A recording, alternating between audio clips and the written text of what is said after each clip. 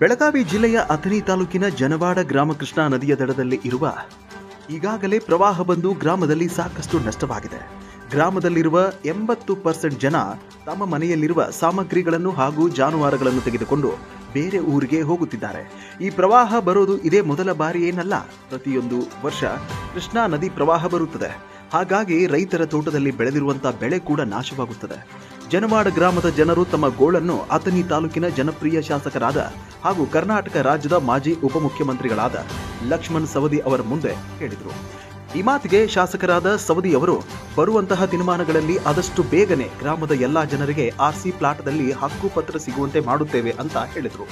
ಇನ್ನು ಪ್ರವಾಹ ಬಂದ ಕಾರಣ ಬೇರೆ ಕಡೆ ಉಳಿಯಲು ಜನರಿಗೆ ಶೆಡ್ ಆಗಲಿ, ಪ್ರತಿಯೊಂದು ಕುಟುಂಬಕ್ಕೆ ಬೇಕಾಗಿರುವ ಸಾಮಗ್ರಿಗಳನ್ನು ಹಾಗೂ ಬೆಳಗ್ಗೆ ತಿಂಡಿ, ಮಧ್ಯಾಹ್ನ ಊಟ, ರಾತ್ರಿ ಊಟ ಹಾಗೂ ಆರೋಗ್ಯ ತಪ್ಪಿದಲ್ಲಿ ಆಸ್ಪತ್ರೆ ಸೌಲಭ್ಯ ಹಾಗೂ ಜಾನುವಾರುಗಳಿಗೆ ಪಶು ಆಹಾರ ಕೂಡ ಕೊಟ್ಟಿರುತ್ತೇವೆ ಅಂತ ಹೇಳಿದರು. ಇದನ್ನ ಈಗೇನು 0 ಪಾಯಿಂಟ್ ಒಳಗೆ ನಾವು ಆರ್ಸಿ ಸೆಂಟರ್ ಮಾಡಿದ್ವಿ. ಅದನ್ನ ಜಂಗಲ್ ಕ್ಲೀನ್ ಮಾಡಿಸಿ 4-5 ತಿಂಗಳೊಳಗೆ ನಿಮ್ಮ ಊರಿಗೆಲ್ಲರೂ ಕೂಡ ಹಕ್ಕುಪತ್ರ ಕೊಡುವಂತ ಕೆಲಸವನ್ನು ಮಾಡಿ, ಯಾರು ಊರಲ್ಲಿ ಇರ್ಬೋದು, ನೀವು ಆರ್ಸಿ ಸೆಂಟರ್ದಾಗ ಇರ್ಬೋದು.